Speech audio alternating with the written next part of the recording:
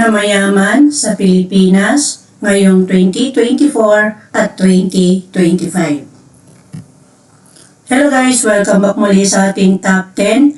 And to this video guys, I want to share with you itong top 10 natin na mga mayayaman dito sa Pilipinas ngayong taon na ito na 2024 at 2025. Kilalanin natin sila. So una rito ay ang mga kapatid na C. Sila ay merong net worth na 13 billion. So ang kanilang ari-arian ay mga negosyo sa retail, mga banking at mga real estate sa pamamagitan ng SM Group. So sa kanila yung SM.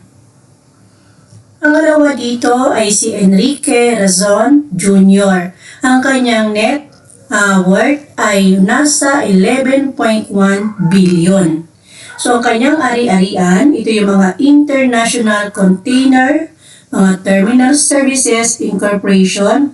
Okay, basahin pala natin ng diretso. International Container Terminal Services Incorporation o ICTC, ICTSI at mga casino. So, siya po ang may-ari niyan. Si Enrique Razon Jr. na ang kanyang ari-arian ay merong 11.1 billion. Pangatlo po ay si Manuel Villar o kilala as Manny Villar. Ang kanyang ari-arian ay nagkakahalaga ng 10.9 billion dollars. Dollars po ito mga sisi ko ha. So, yan. Ang kanyang ari-arian ay ang mga Vistaland, mga Lifescapes, Golden Bria Holdings, at All Home Corp. So, meron pa rin siyang bago ngayon, yung sa grocery naman, Dahlia.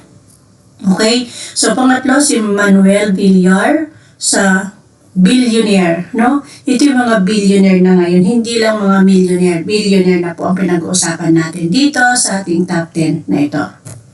So, pang-apat po ay si Ramon Ang, na ang kanyang net worth ay nasa 3.8 billion.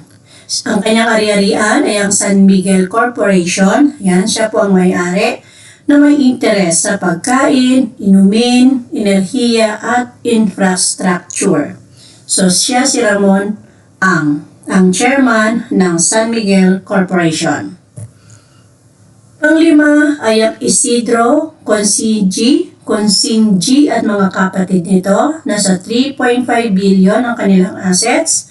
So, ang kanilang ari-arian ay ang DMSI, mga interest nila sa construction, mga mining, at mga utilities. So, sila ang may-ari ng DMSI Holdings, no? Yan, ang Isidro Consinji at mga kapatid. Next naman ay si Tony Tan, ang pang-anim. Tony Tan Kakchong, nasa 2.7 billion ang kanyang net worth. So, ang kanyang ari-arian, ang Jollibee Foods Corporation, yan ang pinakamalaking fast food chain sa bansa.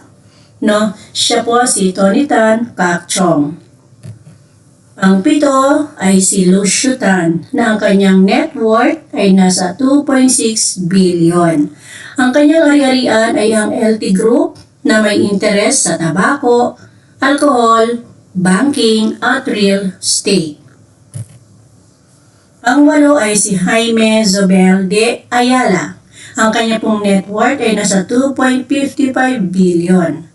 Ang kanyang ari-arian ay ang Ayala Corporation na may interest sa real estate, sa banking, at sa telecommunications. Number 9 ay si Lucio at Susan Co.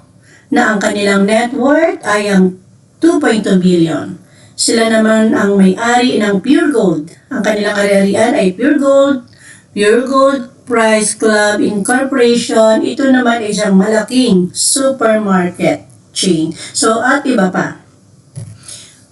And the last one is ang pamilyang Aboitiz na ang kanilang net worth ay nasa 2.05 billion. Ang kanilang ari-arian ay ang Aboitiz Equity Ventures na may interes sa power, sa banking at sa food. Ang mga datos na ito ay mula sa Forbes.